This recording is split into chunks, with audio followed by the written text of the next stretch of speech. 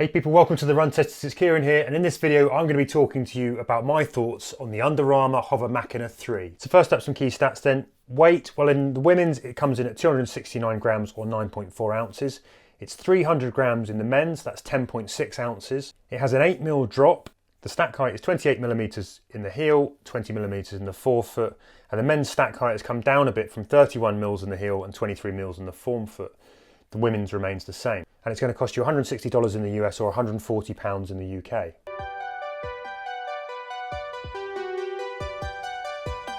So let's have a quick whip round of this shoe then before we get into the run test. Well, essentially what you're getting here is a shoe that looks very similar to the Under Armour HOVR Machina 2. There's not a lot of change in terms of the overall silhouette. There are some tweaks in here though. One of the main, you've still got the Under Armour kind of HOVR foam in the midsole, but that is now like a dual density. It's split. So you've got slightly sort of firmer midsole foam in the forefoot, slightly softer in the rear. That's supposed to kind of help with the sort of softer landings and then a kind of transition to toe off where you get a bit more firmness in the toe off for a bit more kind of spring. There's no mention in all the details that we've had of the Pebax plate that was in the Under Armour HOVR Machina 2, so I'm not entirely clear if that still is here. I'm assuming that it's not because it would be something that they would flag up even on the website. It's not there, so I have to assume that that's gone. Now Under Armour is still pitching this shoe as having the softness of a long run shoe with the kind of springiness and liveliness of a racing flat. The uppers have this kind of seamless overlay free mesh that's quite dense, it's quite kind of thick. You can sort of tell as well underneath there's quite kind of, it's almost like a dual layer where there's a bit of more kind of padding that sort of sits across the top of the foot and wraps, and then you've got this kind of more breathable sort of overlayer that goes on the top. You've still got quite a lot of cushioning in and around the heel collar. There's a bit of a kickback flick here which takes that away from the Achilles, but you know, you're going to get quite a good kind of sort of hugging hold from the heel cushioning here.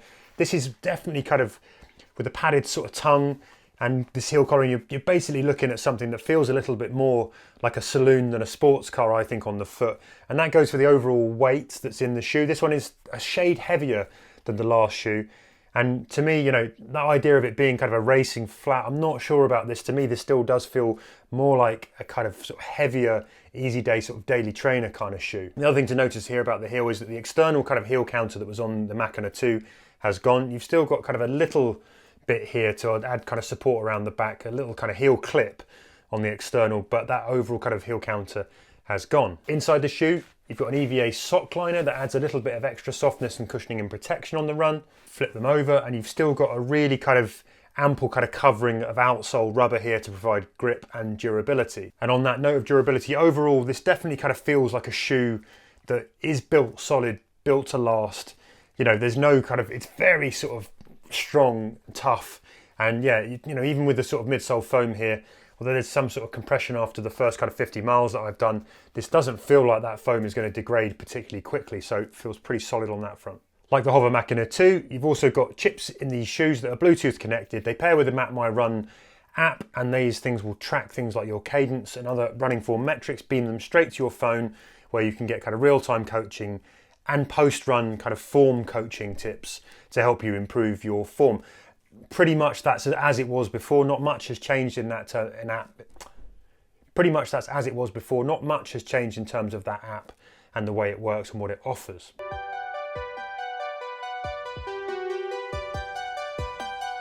Quick word on fit then. I ran true to size in this, UK 8.5, and I don't really see any reasons to recommend anything for other people. I've got sort of relatively wide feet.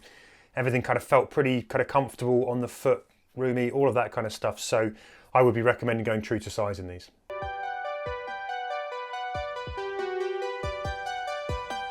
So the run test with the HOVR Machina 3 then, I've done at least kind of 30 miles, if not 40 or 50. I've sort of lost a bit of track, so I've done quite a lot of short sort of commuter runs in it, but I've also done some longer runs. I've done a 90-minute run in it. I've done some faster stuff, I've done some slower stuff, I've done some tarmac, and I've done some, you know, compacted trails, river paths, all the usual stuff that I would be putting a trainer through. And overall, my initial impressions are this shoe is the same shoe as the HOVR Machina 2 pretty much. It feels the same on the foot. Pretty good sort of step-in comfort. You know, you've got plush cushioning, you know, the uppers are sort of soft from the inside, there's a bit of padding, you know, feels like sinking into a nice little kind of saloon car seat when you're running. And that's all good, you know. When you first put them on, they feel fairly natural on the foot before you take them out. But instant sort of response when you start kind of moving in them is that you notice, you've got this big kind of stack of that kind of hover foam. And even though I really like a firm shoe, even now to me, that still feels really quite firm. I mean, you can see that, even after those miles, that front is supposed to be firm, but at the back, we're supposed to get a bit of softness. There isn't a great deal of give in these. And the overall kind of initial sensation when you sort of start running in them is that they can be a bit clumpy and a bit sort of slappy. 300 grams, they're sort of quite a heavy shoe on the foot.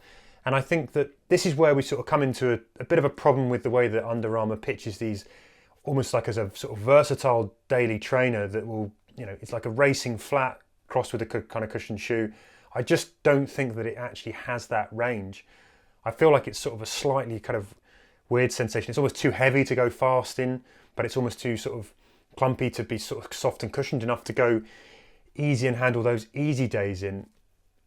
Best times I've had in it when I've been running have actually been sort of down the kind of middling pace. So let's say I might run a marathon doing like 6:30-minute miles when I'm feeling fit. My very, very easy pace might be something like a 9 or 10-minute mile when I'm just sort of chilling out and getting my head up. When I hit the kind of 8-minute miles, this shoe seems to come into its own, and that's when I've got kind of fast feet, fast turnover, and I'm kind of rolling through nicely with my stride, but I'm not taking too much kind of ground time. And yeah, I'm not kind of landing on my heels, I'm sort of landing mid to forefoot. And I guess essentially I'm not putting too much through the base of this shoe into the floor, sort of moving quite quickly over the ground. Now it's okay when it's doing that, and that's when I feel like the shoe works best. And at that point, it's kind of an okay shoe.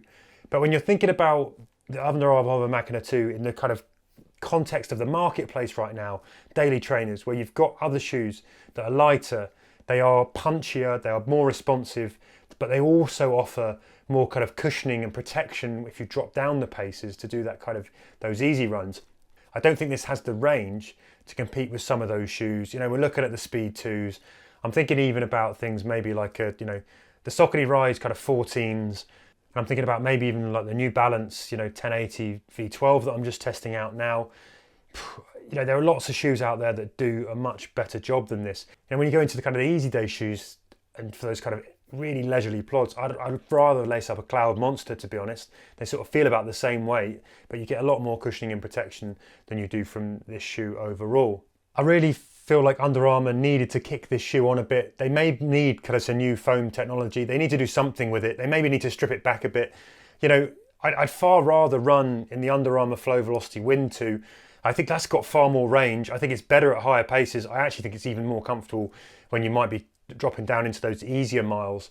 If I had to pick a use case for this shoe, one place that it might kind of work is if you're looking for a sort of gym running kind of crossover shoe. It's got quite a firm sort of stable base to it, and it's something that maybe if you're doing sort of box jumps and all that kind of stuff that you could get away with just because of that kind of firmness. And then you want to jump on a treadmill, all of those things. And I guess the other thing, the connected technology we should probably mention, it's a good extra to this. You do get good information, and I think it's actually a really nice part of what Under Armour has in its shoes. I wish they'd sort of moved on a little bit more and started to put in some extra things. Power tracking from the feet could be an interesting move for Under Armour into that app. I also, I'm not a Map My Run user really, so I don't know, that it connects with that only maybe is a bit of a barrier for some people. I don't necessarily want all my data to be running through there, but obviously Under Armour own it. So, there's maybe an opportunity here to do something a little bit more interesting with the technology and how it connects with other brands and other pieces of kit. But overall with the HOVR Machina on my run tests, I've run a lot of miles in it. I haven't hated it, not in love with it. I feel like it just sort of falls between a couple of camps. And the biggest criticism of it for me is that it hasn't really moved on very much from the last generation, which I wasn't really a fan of.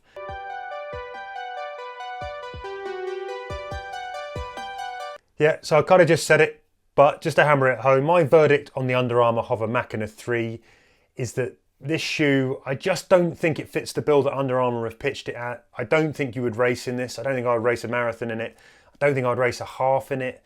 I wouldn't pick it to do my faster workouts. I wouldn't pick it over other shoes to do my slower workouts.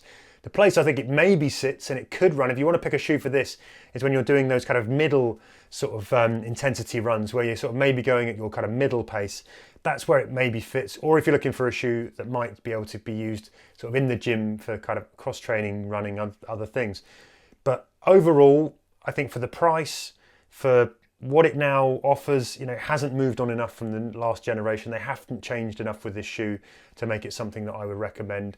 I think there are just better options out there.